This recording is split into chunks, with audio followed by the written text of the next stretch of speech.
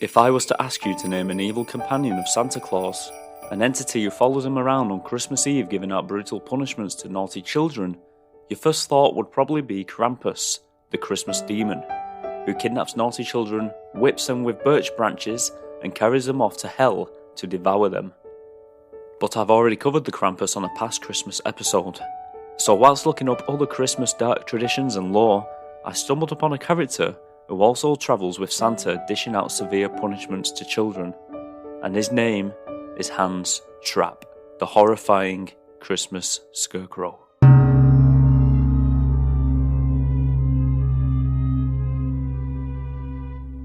The dark legend of the evil Christmas spirit Hans Trapp originates in the Alsace and Lorraine regions of France way back in the 1400s.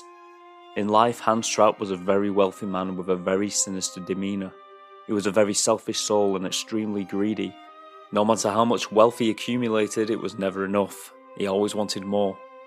Hans Trapp stood at a very tall 6.5 foot, a monstrous man with wild, untamed, dark, thick hair and an uncontrollably long, thick, dark beard with two beady eyes that stared out from below his bushy eyebrows. It was said that Hans Trapp practiced the occult and had consulted with dark forces to reach his wealthy status. But Hans Trapp wanted more wealth and even more power, and he wanted more than anything to be feared. And so it is said that Hans Trapp summoned the devil himself and made a deal. Somehow the church found out about this, and it is safe to say they were furious, and they immediately placed sanctions on Hans Trapp and excommunicated him, taking his wealth and his name. Hans Trapp was exiled from his home, and so he fled into the deep dark forest, making a home for himself.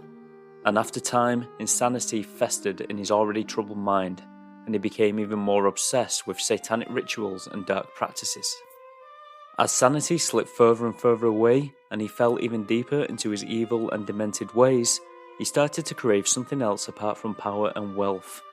Hans Trapp had begun to crave flesh, human flesh, and in particular, a child's flesh. He desired this more than anything. The urge was now overpowering, and one day he decided he was going to take a child. But he knew he was a terrifying sight to behold. And so Hans Trapp came up with the bizarre idea to disguise himself as a scarecrow by stuffing the sleeves of his dirty jacket with thick straw, a sack upon his face and a dirty torn hat, and he stood as still as a statue, in the middle of a field, waiting for the perfect moment to strike. And he didn't have to wait long. A small boy aged 10 eventually approached, totally unaware. As the young boy walked up towards the scarecrow with not a care in the world, he thought for a second that he saw the scarecrow move, and so he stopped and stared up at the straw-filled terror.